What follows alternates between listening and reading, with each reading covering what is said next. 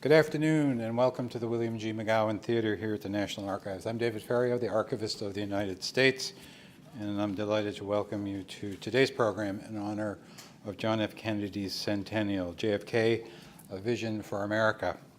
Whether you're here in the McGowan Theater or watching on YouTube or C-SPAN, thank you for joining us. Before we get started, I'd like to tell you about two upcoming programs here in the McGowan Theater. Tomorrow evening at 7 p.m., author David Dallin will speak about the 8 Jewish men and women who have served or who currently serve as justices of the United States Supreme Court, a topic he explores in his new book, The Jewish Justices of the Supreme Court, From Brandeis to Kagan, Their Lives and Legacies. On Tuesday, May 23rd at noon, Marie Jenkins Schwartz will be here to discuss her latest book, Ties That Bound, Founding First Ladies and Slaves. Schwartz examines the relationships that developed between the earliest First Ladies from Virginia and the enslaved persons in their households.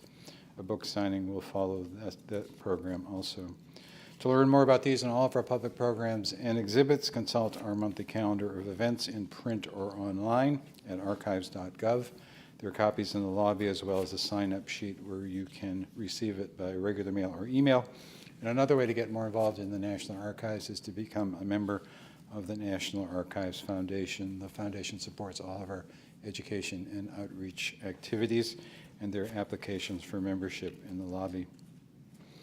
When John F. Kennedy was born on May 29, 1917, the second of 9 children, the young 20th century wasn't that different from the late 19th century. Automobiles, airplanes, and motion pictures were still novelties, and Civil War veterans were still meeting for reunions. The United States had just entered World War I, and American doughboys would soon be shipping off to France. Jack Kennedy's lifetime saw some of the most extraordinary and rapid changes in American life. His generation, as he declared at his presidential inauguration, was a new generation of Americans unwilling to witness or permit the slow undoing of those human rights to which this nation has always been committed. Today's guests, President Kennedy's nephew, Stephen Kennedy Smith, and historian Douglas Brinkley, have brought together JFK's most important speeches covering topics that still resonate today: civil rights, the environment, scientific exploration, national security, and much more. Throughout this centennial year, organizations and individuals across the country will observe this milestone anniversary and reflect on Kennedy's legacy. The John F. Kennedy Presidential Library in Boston is taking the lead with a major exhibition opening on May 26th and a calendar full of events and activities. Here at the National Archives building, we've installed a special display upstairs in the public vaults about President Kennedy's creation of the Peace Corps, which I hope you'll take a look at before you leave today. In fact, hanging outside of my office is a letter that I wrote to JFK in 1961 asking for information about the proposed Peace Corps.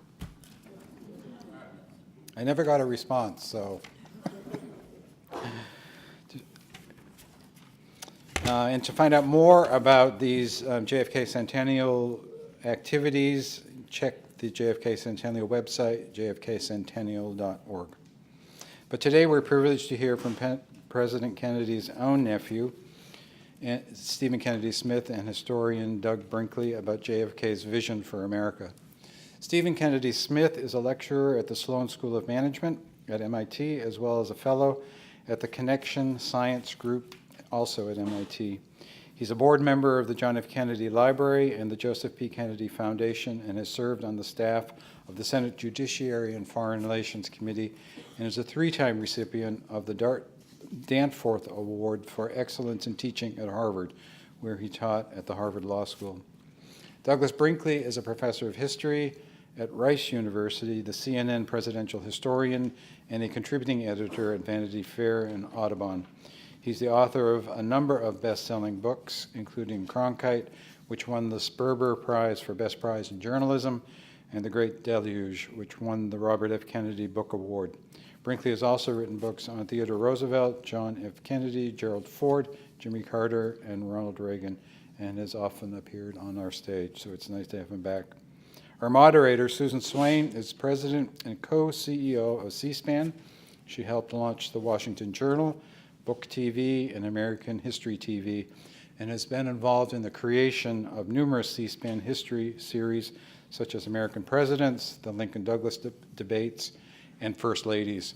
She's a two-time winner of the Vanguard Award, the cable industry's highest professional recognition, and has also been recognized by her industry as a cable TV pioneer. Ladies and gentlemen, please welcome Stephen Kennedy Smith, Douglas Brinkley, and Susan Swain.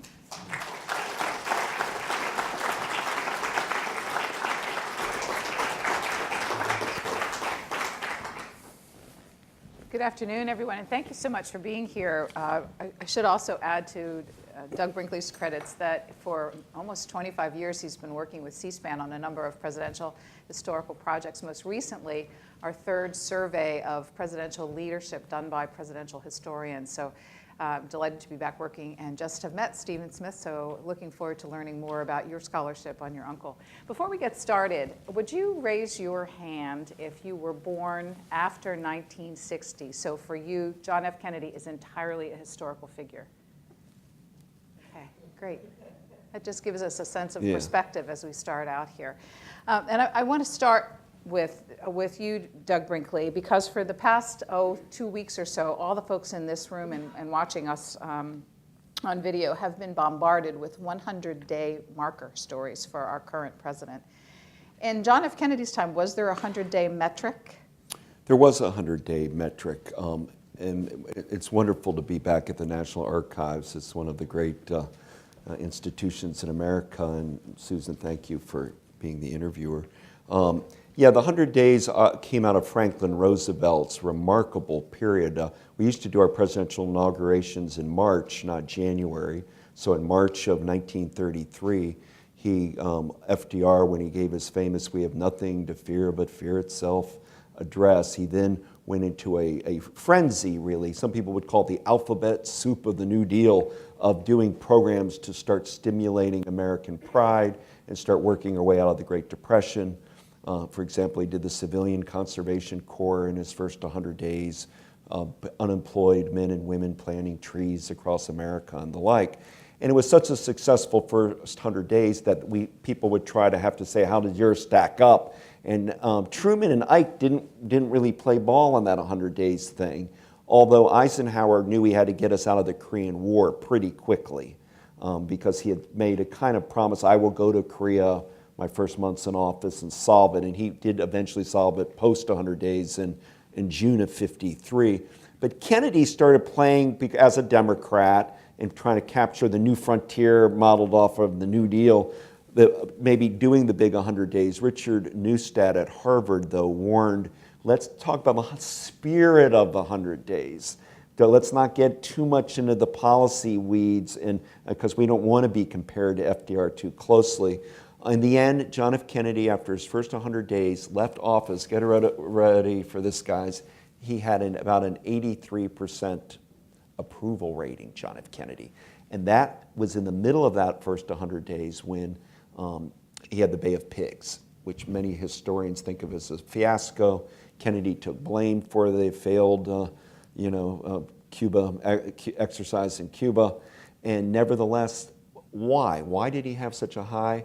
Because he reached out across the aisle. He launched the Peace Corps on May 1st of 1961, an incredible program for young people. He started with the Alliance for Progress, and he engaged in the space race. Alan Shepard came in during that first days of Kennedy's administration and went in space, and the space race was on. And by May 25th, 1961, not long after that 100-day marker, that's when John F. Kennedy went to a joint session of Congress and said, we're going to put a man on the moon by the end of the decade, and started using the moonshot to kind of pull Democrats, Republicans alike together, say, let's do something that's a big American can-do project. So, Stephen, just some additional comments from you about that, because it was a very close election that brought John Kennedy into office. So how did he manage, do you think, in that short period of time, 100 days, to turn around the public perception after the hard-fought election? Yeah, so President Kennedy's approval rating, average approval rating, was 70%. And I think the reason that his approval rating was so high is because he gave Americans a framework for understanding their relationship to the country and the world. And if you look at the New Frontier speech, he says that the old ways will not do, and that we need to, have a new frontier in this country of innovation, imagination, and decision.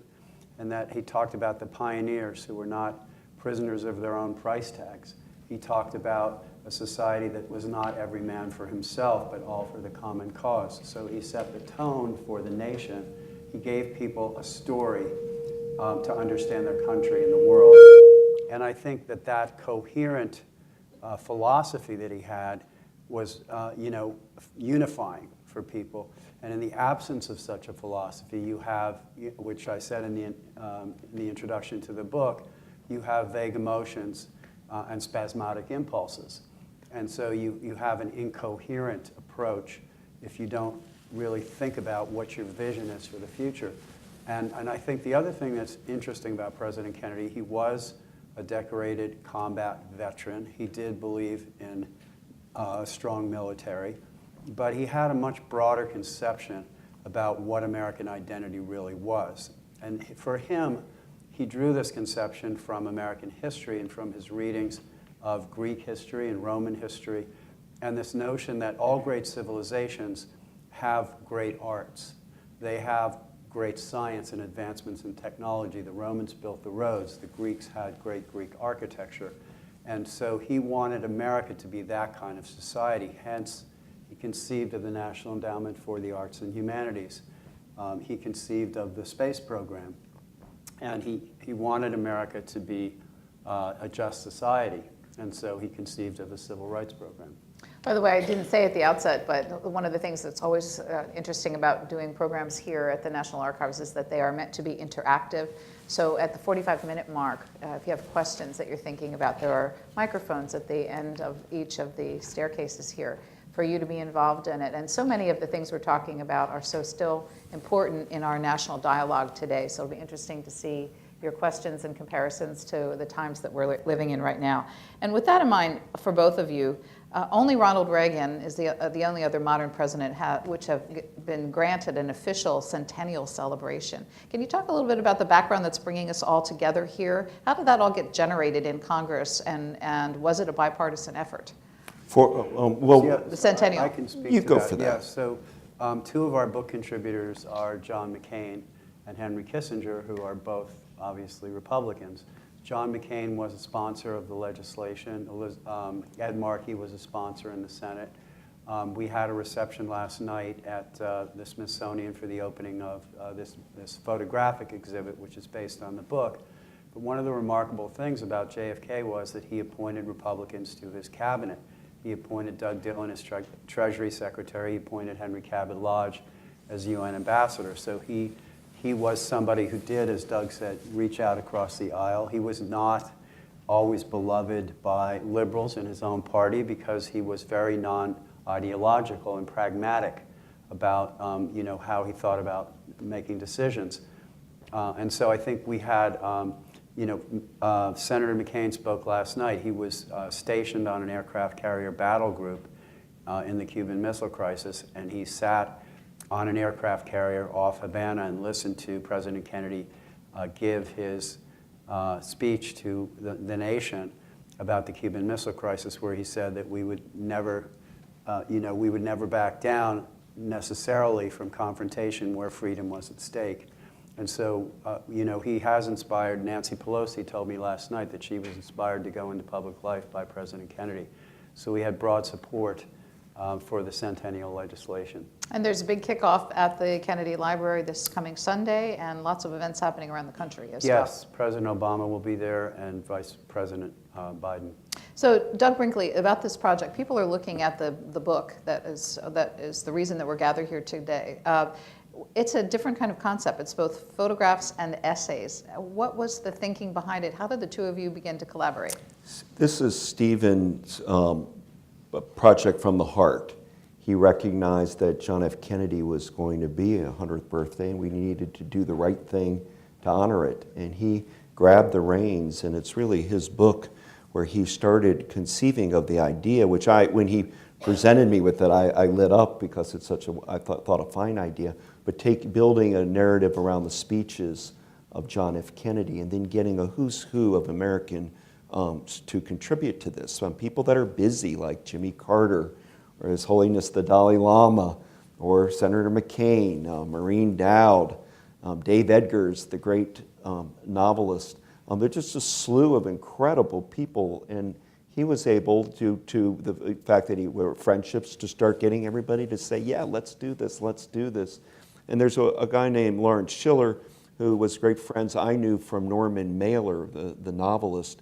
And Larry Schiller's worked many years for magazines and how to do photos and do layout properly. It's like a lost art form of a layout of these kind of books. And so we became a bit of a team, but this is Stephen's passion, and he made all this happen. We've never had any problems working together. It's been great fun. I would wrote text that goes with the book, and then you would be amazed the contributors. We were just a minute ago talking about Barack Obama. As sitting president wrote an essay that we weren't allowed to use in a book for some ethical reasons because he was still sitting president, and it's a trade book, etc.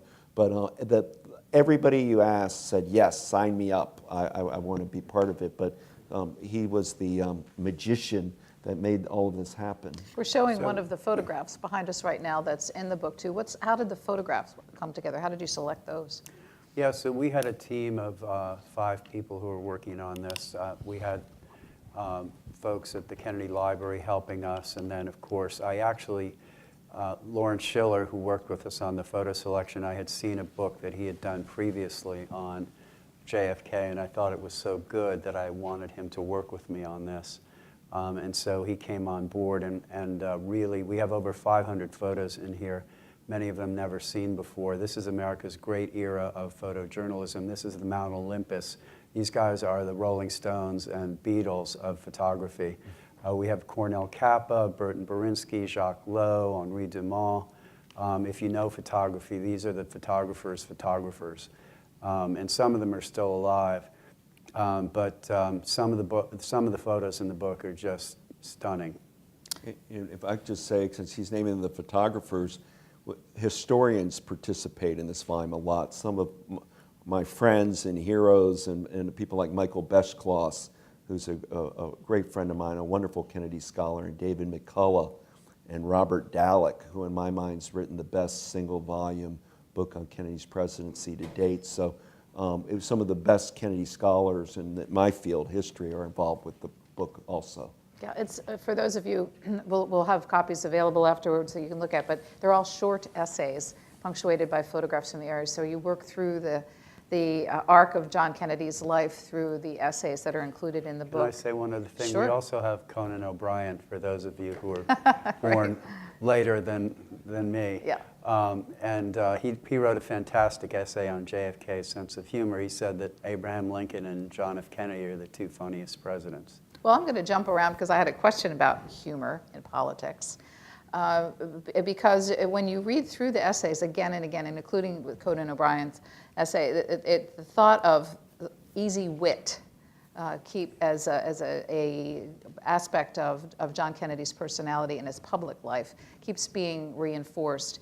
So how important to a successful presidency, Doug Brinkley, is humor?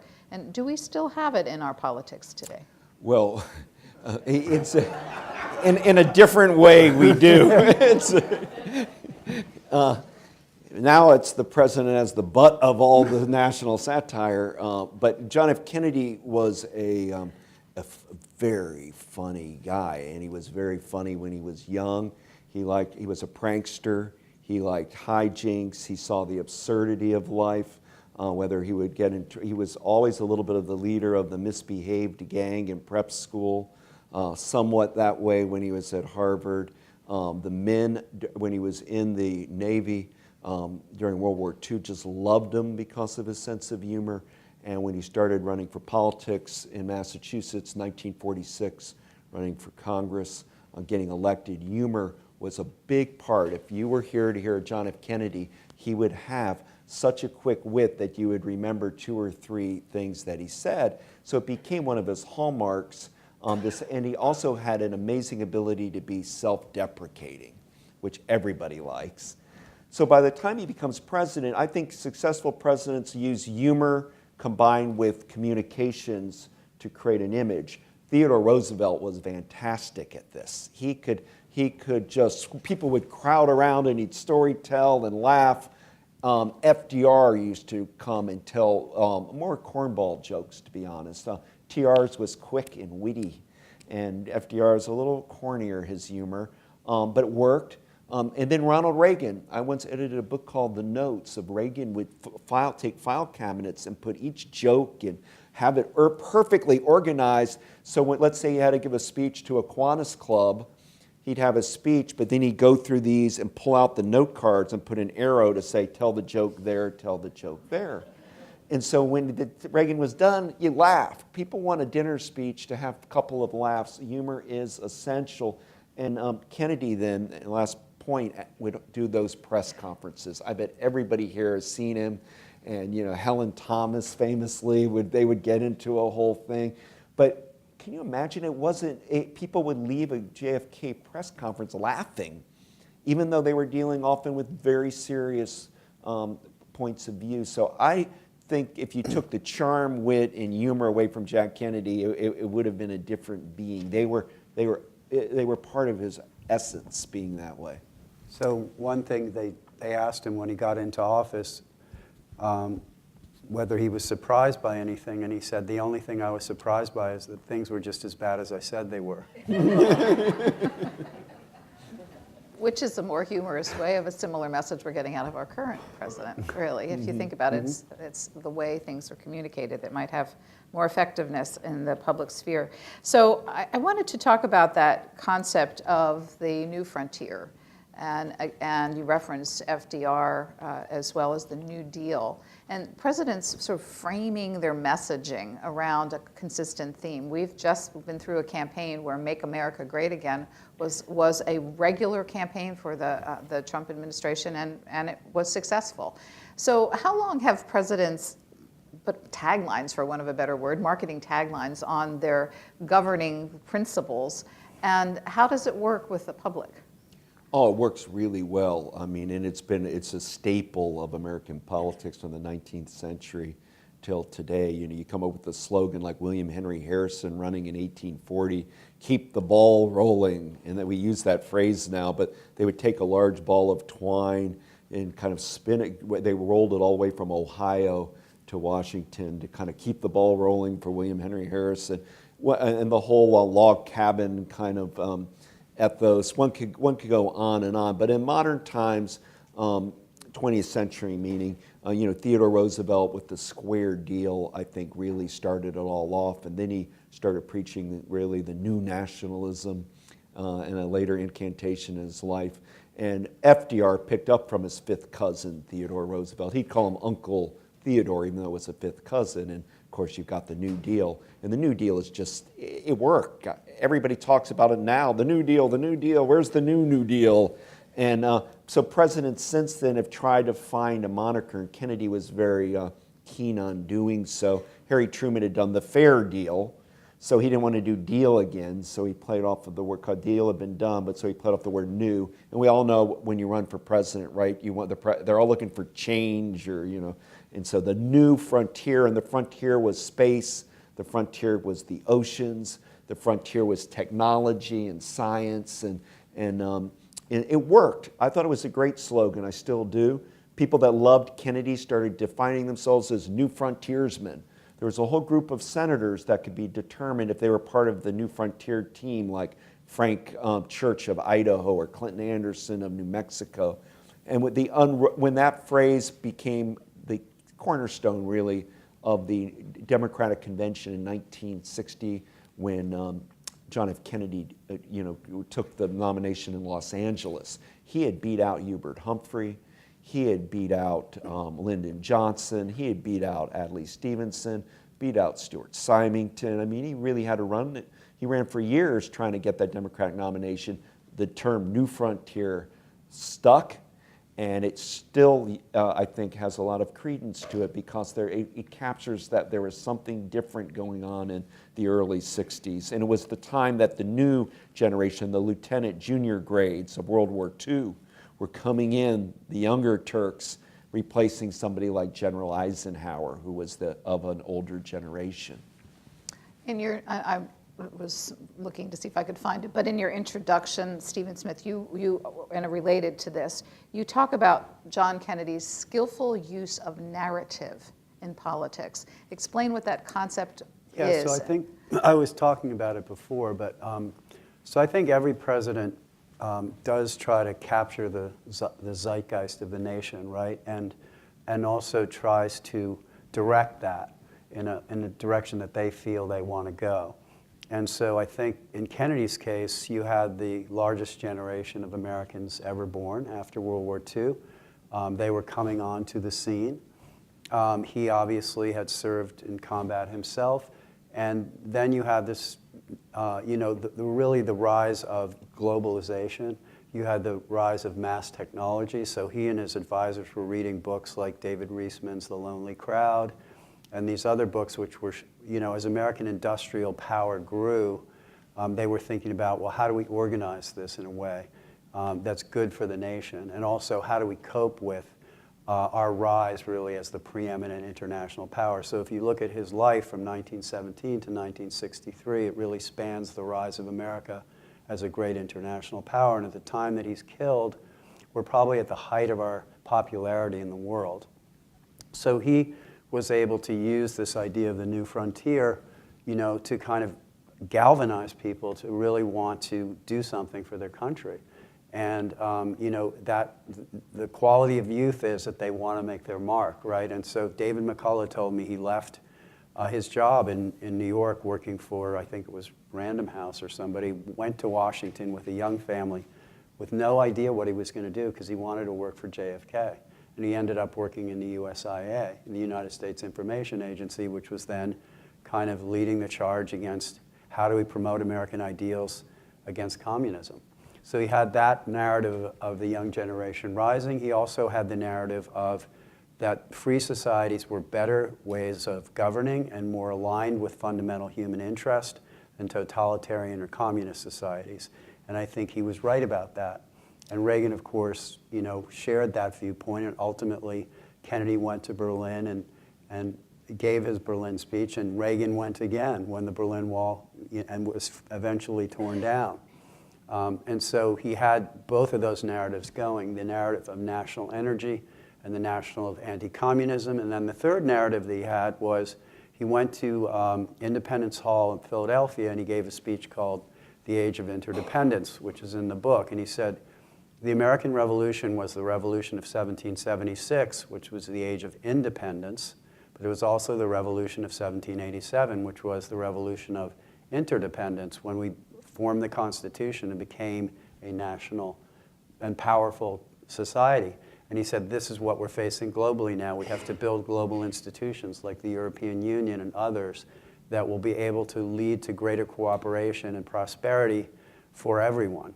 And so in that sense, if you look at his inaugural and Trump inaugural, like the last of JFK's inaugurals, let us form an alliance, north, south, east, and west, against the common enemies of man, tyranny, disease, war itself. Trump's inaugural, America first, America great, America. So that's the difference between JFK and Donald Trump. Yes, he believed in a strong national power, but he also understood that we are interdependent. So Stephen Smith refers to books that the president and members of his advisors were reading together. And I know that Barack Obama was quite a reader. George W. Bush doesn't get as much credit for it, but in fact, he was quite a reader of history and policy books in the White House. How important is it for a president to be well-read? Oh, I think it's essential, and most presidents are exceedingly well-read in presidential history. Harry Truman, who ranks very high on our C-SPAN poll, incidentally is one of the great presidents, didn't have a college degree, but he would read biography and read deep into American history. I mean, books by the hundreds of biographies of everybody from Sam Houston to Abraham Lincoln to Robert E. Lee to Robert Fulton, and he had such a sense of the breadth of American history. That's why Truman loved the painter Thomas Hart Benton, who would do those big portraits and murals of all of American history. And that's somebody without a college degree, but he knew history would help you with decision making. John F. Kennedy, for example, we read Barbara Tuchman's Guns of August, which was a warning about how big war can happen by strange little events that seem minor, but a chain of them could lead to something horrific. The behavior of the Kaiser Wilhelm and kind of the fecklessness that took over Europe. Well, that was an important book in the Kennedy years. We read Barbara Tuchman's classic at the time of something like the Cuban Missile Crisis. So being a reader mattered. And I recently found out in 1962, Rachel Carson published the great book Silent Spring, which gave birth to the environmental movement. And Kennedy had just read her articles in the New Yorker. And on a press conference was asked about it, and he said, Mrs. Carson, we're going to look into it. I'm going to get an investigation what she's saying. And he started backing Rachel Carson's attacks on pesticide, chemicals, DDTs, and the like. Previously, he had read her books, or at least two of the three of her Sea trilogy about the oceans that she had written in the 50s. So he was, and Rachel Carson, would go over with Jackie Kennedy in Georgetown, along with other women, New Frontier people, and talk about books, and that mattered. So when Kennedy comes in, he has Robert Frost give the inaugural. They start honoring Carl Sandburg. And these weren't just poets sneaking in for a second. It became a huge deal. Barack Obama tried to continue that. He would have a group of historians, David McCullough, myself, Robert Caro, Michael Beschloss, and others, meet all quite frequently, a number of times at the White House, to talk just history with President Obama. George W. Bush reads very deeply, particularly in Texas history.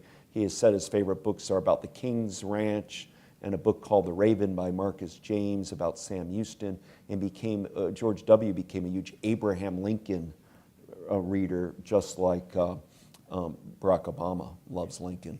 And so President Kennedy gave the commencement address at Harvard in 1956, and Drew Faust, the president of Harvard, who's also a great historian, wrote about it in the book, and she said it's unusual for a politician to quote Bolingbroke, Montesquieu, and Goethe in the same speech.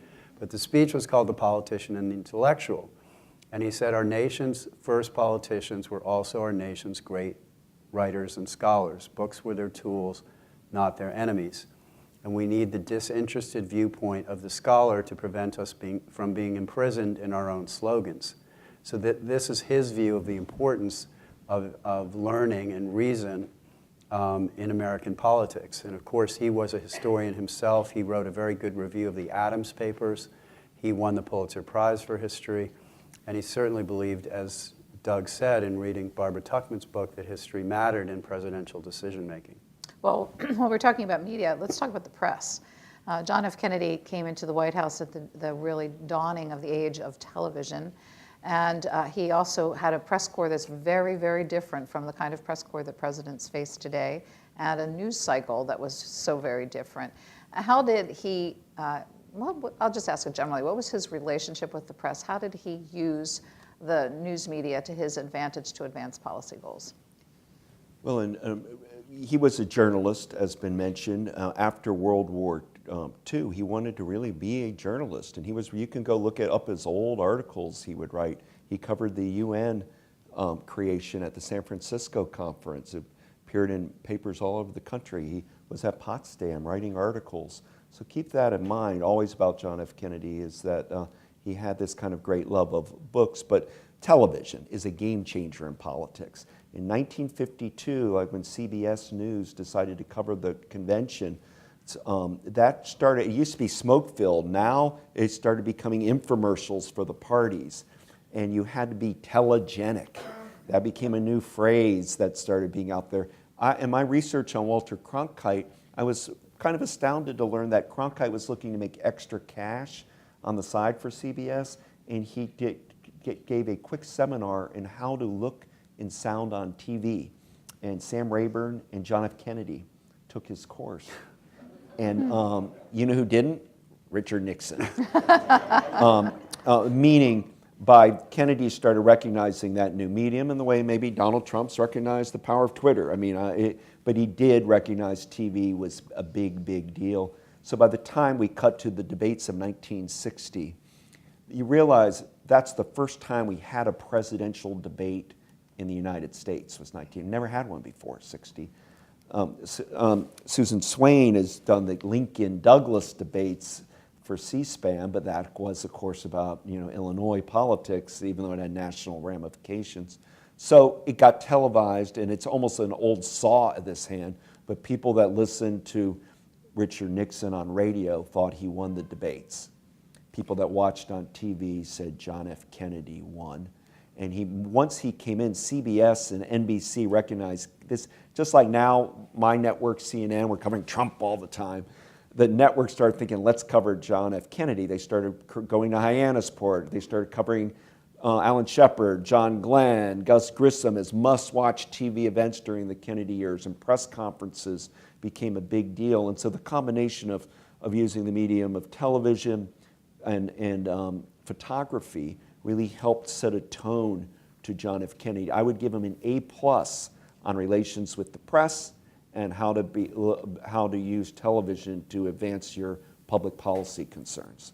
Our time is going to evaporate pretty quickly here, and I've got some big issues that were very much a part of the administration that I'd like you to talk at least generally about. One is Vietnam.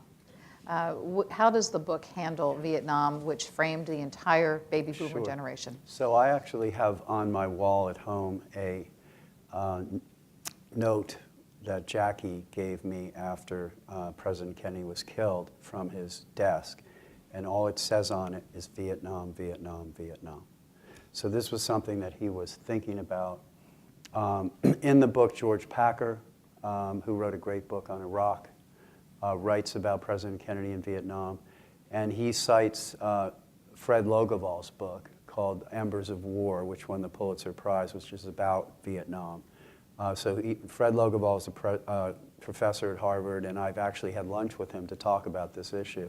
So Fred Logevall feels, and I think a majority of scholars who look at this carefully feel, that Kennedy would have withdrawn from Vietnam after '64. And that's what Packer sort of says, but the reality is nobody knows. You never can know what the future will hold. Arthur Schlesinger, who was a close friend of our family, felt the same way. But we'll never know how Kennedy would have handled Vietnam. But I think my own personal belief is that if he had been president, he would have done it very differently than Lyndon Johnson. And it would have averted a very acrimonious and difficult and demoralizing experience for America. And so that, I think, is one of the great tragedies of losing JFK, is that he was a person who was unbelievably knowledgeable about foreign policy. Most of his great speeches are about foreign policy. He traveled in Asia. He traveled before the war and saw Hitler and Churchill speak.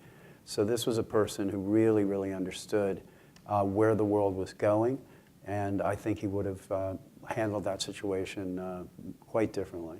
Doug, you want to add a few words? Just that we will never know. Yeah. What we do know is that Cronkite interviewed, right before JFK's assassination, Walter Cronkite went to Hyannisport, interviewed John F. Kennedy at their home, and Kennedy was intimating that he wasn't going to get roped into a prolonged war or overcommitment into Vietnam.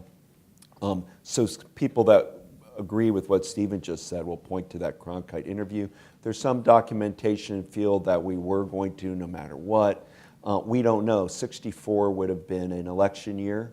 How would Vietnam have played out in that election? We know what Lyndon Johnson did in 64. He did the Gulf of Tonkin because he wanted to show tough foreign policy, anti-Cold War credentials heading into the election, even though we looked like he was going to have a landslide victory over Barry Goldwater. He didn't want to seem to be a weak. So we just don't know what John F. Kennedy would have done in Vietnam. He did get us involved to a degree with military advisors in the CIA. Of course, during his presidency, you have the assassination of DM. There's some new tapes coming out, believe it or not. The Kennedy Library is still bringing out new tapes dealing with Vietnam and JFK. So I think it's a story that's going to evolve.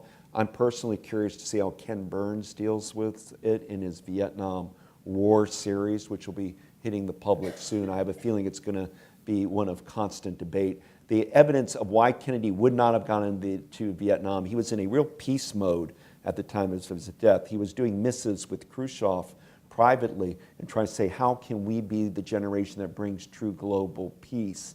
To do a one-offer in Vietnam while he was trying to do this grand, he got the nuclear test ban treaty passed, a big speech here at American University to stop testing nuclear weapons in the atmosphere and had countries sign on. So that's sort of the mode he was in at the time of his death, but at last, we'll never know. That's what-if history. Well, let's talk about Russia. We referenced the Bay of Pigs Cuban Missile Crisis, which certainly framed the early part of his presidency. And here we are, worried about the U.S.-Russian relationship again. What can you say that would have resonance for people today about the approach the Kennedy administration took toward the Russians? Stephen, you want me or you would rather me?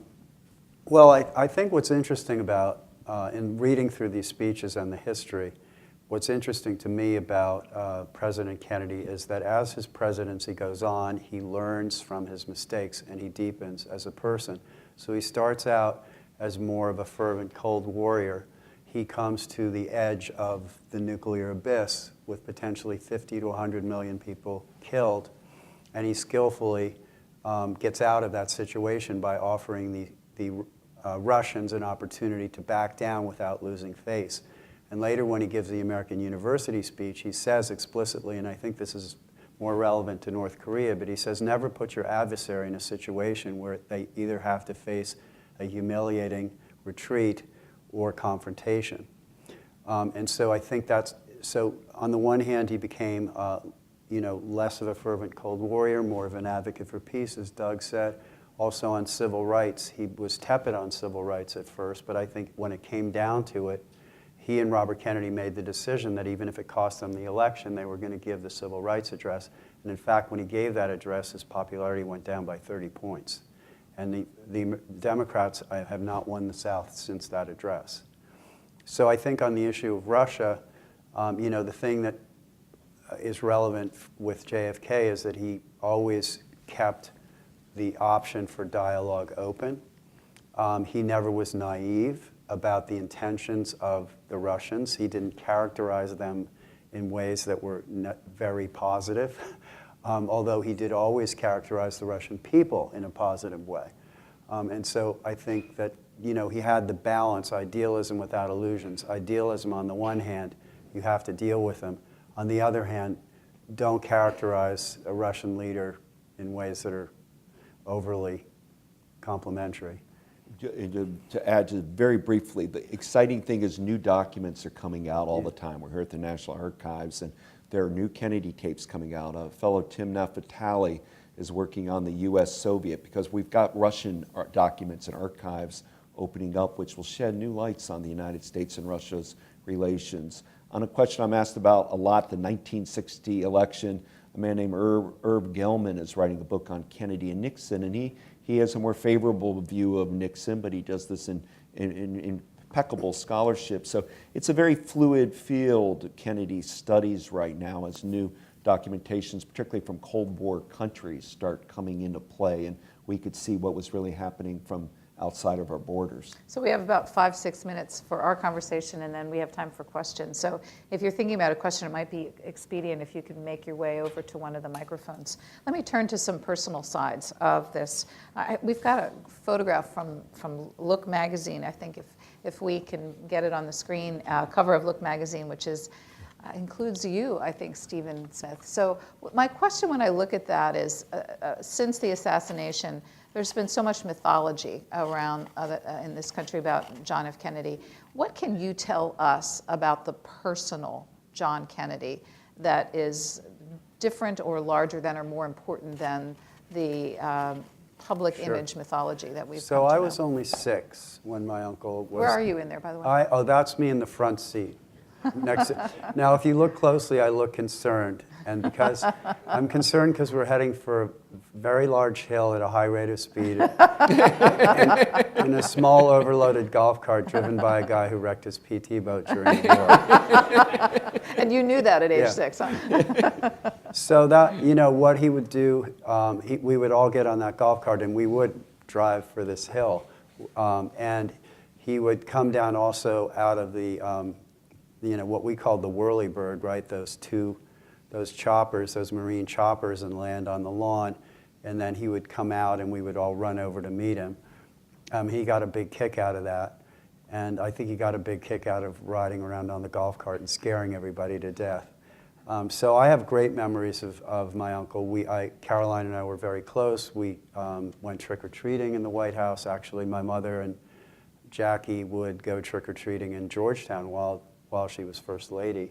They just put silk bags over their heads with little eyes so nobody knew who they were. I actually have pictures, which we could have shown one, but it's a little scary. But anyway, he was very much with children like he was with adults, engaging, warm, fun, funny. You really get a sense of a person as a child. And I have some wonderful letters on my wall. One of them is a letter that he wrote to my grandfather about how essentially he enrolled in the military even though he was basically physically unfit to do so because he wanted to fight in combat. And so they had to communicate with each other about his health condition in ways that the censors wouldn't understand because he didn't want them to know that he was not doing well. So they made up a name for him and they would write letters to each other under that alias. And I have one of those letters on my wall. But that shows you, the ethic of this generation of 19 million Americans who all went to war together and served together, whether they were mechanics or barbers or whether they came from the Kennedy family. And I think that's what we're missing in America right now. We need to create some kind of a program of national service or something that gets us all together as a nation in the same way that President Kennedy did. Doug, last question for me before we go to our audience questions. I have a particular interest in First Ladies. Could you talk about the JFK, Jacqueline Kennedy Onassis relationship and what role she played in politics? One of the things that's interesting is Melania Trump, for example, is criticized for not spending time in the White House. Jacqueline Kennedy spent a lot of time away from the White House, concerned about her children. In fact, if you go to Middleburg, there's a plaque recognizing how much time she spent out there on the farm. So would you talk about her approach to the role of First Lady? Well, yes, and Eleanor Roosevelt also would be gone all the time away from FDR. So I think Melania Trump staying in New York, raising her child is honorable. I don't ever have any qualms with her. But Jackie Kennedy was created, as we all know, a huge impression on our country. Part of it was her fluency in language. When she went to France, for example, she spoke French, and Charles de Gaulle and all world leaders wanted to meet her almost more than their husband. She was very popular in Europe. She had an innate sense of fashion. And even recently at the inaugural, we saw Melania Trump being compared, almost consciously dressing in a kind of Jackie look, if you'd like. But she was a mother, and she was raising 2 little children.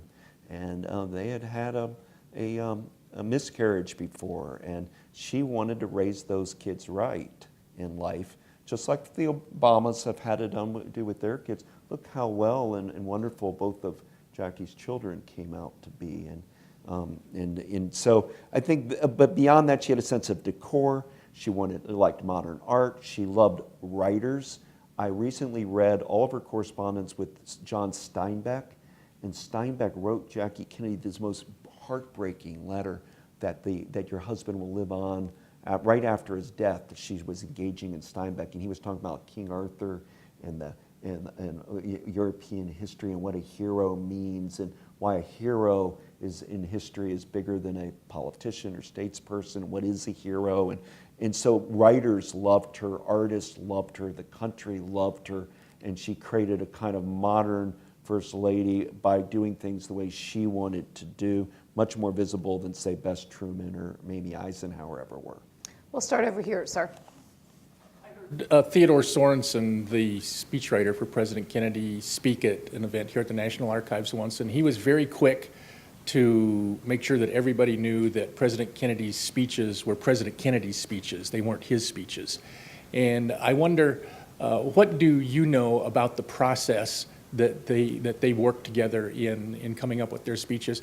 Not just the wording, but also the substance of it as well. So Dick Goodwin was also a speechwriter for President Kennedy, and he worked on the City on the Hill speech that famously JFK, said we'll be judged by the answer to 4 questions: were we truly men of judgment? Were we truly men of integrity? Were we truly men of dedication? And what's the last one, Doug? Anyway, so Dick described the process, and basically, JFK asked him to look at Lincoln's second inaugural.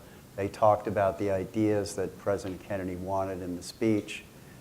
He would come up with a draft, and then President Kennedy would mark up the draft, and then he would come back with another draft, and then frequently Kennedy would mark that one up as well. So I think it was a collaborative process. Obviously, no president can write all his speeches, and JFK had some very gifted people: Arthur Schlesinger, Dick Goodwin, Ted Sorensen. But I did put that quote from Ted Sorensen in the introduction, actually, that these were Kennedy's ideas, because they really were. And Kennedy was incredibly well read, and had very obscure knowledge of history. Like he directed Dick to John Winthrop's sermon to the Puritans, which at that time was not well known. It became well known after Reagan then later again quoted it. But it was Kennedy who first surfaced that and directed Dick Goodwin to read it and come back with a draft. One of the points made in the book, which had escaped my knowledge before, was that Jack Kennedy, as a younger man, was not a good speech maker, and it was a skill that he had to learn to acquire for himself, which is interesting when we think so much about the soaring rhetoric now carved into buildings and the like. Yes, sir, you're next. The issue of his Catholicism is frequently dealt with, but my mother seemed to have a bugaboo against Jack because of the fact that he appointed his brother as Attorney General. Obviously, the current president has redefined nepotism. But how big of an issue was this during Kennedy's day, or was it something that people really didn't care about? Great, thanks. So I remember he said to Robert Kennedy when they were walking out to give the press conference, "Stop smiling, Bobby, you'll look happy." So I think it's a legitimate issue. I mean, fortunately, Robert Kennedy was fairly well qualified. He served on the Rackets Committee in the Senate. He'd run a presidential campaign. But there's legitimate concerns about appointing your relatives to office. I mean, and I think partially what should be considered is how qualified are these people anyway to do what they're what they're assigned to be doing, right? If someone's well qualified for the job, they shouldn't necessarily not be able to do it. But I think it's a legitimate concern. And Doug, didn't Congress change the law after? the Yeah, they put an anti-nepotism law after the fact that Robert Kennedy. The problem with Robert Kennedy did a remarkable job as Attorney General, but the danger is when you're in a meeting room, people are afraid to maybe criticize or yell at. You can imagine with Donald Trump now, who wants to yell at Ivanka in front of her father, disagree openly. So it does create a different dynamic. But on the Ivanka issue, I'm perfectly fine if she feels that they're, or with Jared Kushner, that they need to, they're part of that circle. I don't really have too big of problems with it. With it said, we got to keep our eyes on that nepotism law and make sure that it doesn't get shattered. You're up next, sir. Well, thank you for being here, and thank you for sharing the vision of John F. Kennedy, and especially this particular month. My interest is seemingly so many writers have written about President Kennedy as a liberal, and certainly when he first came on the scene, when he announced in 1946 his July 4th speech at Faneuil Hall, he was very much a conservative. And that seemingly has been lost. And even, his first few years of his presidency, he was much more of a conservative than Richard Nixon was. I mean, certainly if you put that on the continuum, Nixon actually is more of a liberal than Kennedy is. So I'm just kind of curious how you would respond to today's president with respect to foreign policy as well as tax reform. And certainly one of the issues that the present occupant of the White House is looking at is tax reform, and looking at President Kennedy's version of tax reform as well. So President Kennedy at the time that he cut taxes, the highest marginal tax rate for people making over $440,000 a year was 91%. He cut it to 67%. So the idea that a tax cut now is equivalent with that is ridiculous. Secondly, I think what is useful for the Democratic Party to consider from JFK is that he put civic identity first. In other words, our family were Irish Catholic, but we were Americans first. And he thought about himself and his family as Americans. And I think the Democratic Party has overemphasized social category as identity and group politics. At least it's perceived that way by a lot of people. And I think JFK was a centrist Democrat. He appointed Republicans to his cabinet, Doug Dillon and Henry Cabot Lodge, as I mentioned. So I think that if the Democratic Party wants to win another election, they could take a page from John F. Kennedy's book and think about how they could be more pragmatic and inclusive, of a kind of larger message. George Bundy, National Security Advisor, was a Republican who worked for Henry L. Stimson. And Robert McNamara, while a Democrat, came out of corporate culture with Ford Motor and was very, conservative person in many ways. So you're right. We sometimes misthink of the JFK years as kind of a bastion of liberalism, and that might be because Ted Kennedy had such a long liberal career that people just morph all Kennedy thinking into one. But Jack Kennedy had a brand of leadership and American identity, I think, slightly different perhaps than Ted Kennedy. And look at Arthur Schlesinger's book, The Vital Center, Arthur Schlesinger Jr., where talking about the need for liberals to be fierce anti-communist, and what it means to be a centrist American. And you'll start getting close to where John F. Kennedy's philosophical thinking on this is. Yeah, he also gave a speech, which is in the book, E.J. Dionne, who wrote about that speech? John Alter, called Definition of a Liberal. And he said basically that liberalism is a belief in the possibility of society to improve itself. That's why he was pro-government, because he thought we could actually accomplish things together. And that versus conservatism, which tends to try to protect what's already been established, right? So I think in that sense, he was a true liberal. He did believe that government could be effective. That's the primary idea that he had. He thought that the government could do space program. He proposed Medicare and Medicare. He made changes in or proposed changes in immigration law that led to the 1965 Immigration Act that made America a more diverse country. So I think in the sense that he was a can-do person, he was a liberal. In the sense, he wasn't dogmatically, programmatically liberal. So you're our last question, sir. Hi, Carl Donovan. When I was 5 or 6 years old, I was privileged with my family to watch the fireworks from the White House lawn on the 4th of July. My father was space advisor in the President's Science Advisory Committee right next door to the Eisenhower building. But my question isn't space related, and actually it's a two-part question. JFK versus the national security state, or CIA, which he, I believe, wanted to rein in from its entanglements in the internal affairs of other countries. And I would point to, ask your research, please, on this. Truman, a month after the assassination, wrote an op-ed piece in the Washington Post titled "Limit CIA Role to Intelligence." And he seemed well aware that the regime change activities, assassinations, were creating a bad reputation for us around the world. So what have JFK done in that respect? And also, concerning the monetary system, as Andrew Jackson ended the second bank of the U.S., Kennedy began to initiate a Treasury note, $1 note redeemable in silver, which arguably began to undermine the expansion of the Federal Reserve, which has become the enabler of the Pax Americana enabled by U.S. weapons around the world that Eisenhower warned against, and I think Kennedy warned against in his American University speech. So, monetary reform and the national security Thank state. you for those two very simple questions. I'll take one part of that. Thank you for your service. Did you work in the space world, His or father. just your father did? I'll talk to you. My father has a crater on the moon named after him, so I'm destined to be underachiever. That's Said is, if wonderful. you didn't hear on the mic, his father has a crater on the moon. That's a wonderful story. Named after him. Look, the CIA of the 50s would do a lot of, under the Allen Dulles' leadership, we made a lot of Democrats very skeptical.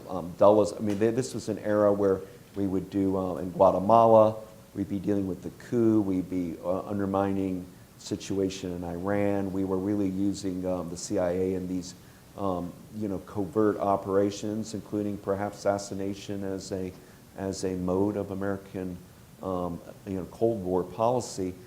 When Kennedy came in and inherited the Bay of Pigs plan, that was a Dulles, Allen Dulles CIA vision of returning the Cubans from Florida that had trained to go kind of throw a coup in Fidel Castro's Cuba, and it failed.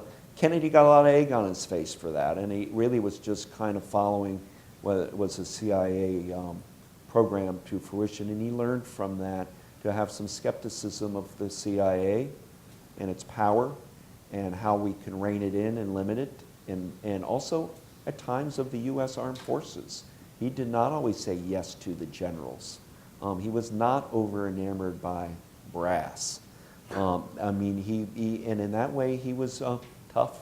John F. Kennedy was a tough operator, and he had enemies internally within DOD and CIA because he made it clear it's a civilian control to the military, and he made the CIA say, we may look, I'm not quite sure I fully trust some of the things you're doing abroad. You want to answer monetary policy, Stephen, since... No. No? Okay. I'll say what President Kennedy would say, no. Okay. Well, then, let me close with just asking one question. The chapter on the assassination in the book is titled something that anyone that did not raise their hands, in other words, they were alive when President Kennedy died, has asked that question. It's titled, "Where Were You When?" What was your choice in giving the assassination really such a very small part of this overall book? And the second part for both of you, let's wrap up by talking about how did the assassination change our view of his presidency and his legacy? So I asked Don DeLillo to write that essay because I think he's one of our nation's most brilliant writers, and he wrote a book about this topic. I think it's a stunning essay. And I think, we knew we had to deal with the assassination. I think there's been too much attention paid to the assassination in a sense at the expense of considering what is really important and useful about President Kennedy's ideas for today. And so we deliberately have always celebrated his birthday, right? And so I think we have to note that this was a national tragedy and a tragedy for our family, but we also have to note, as he said, that a man may die, nations may rise and fall, but an idea lives on.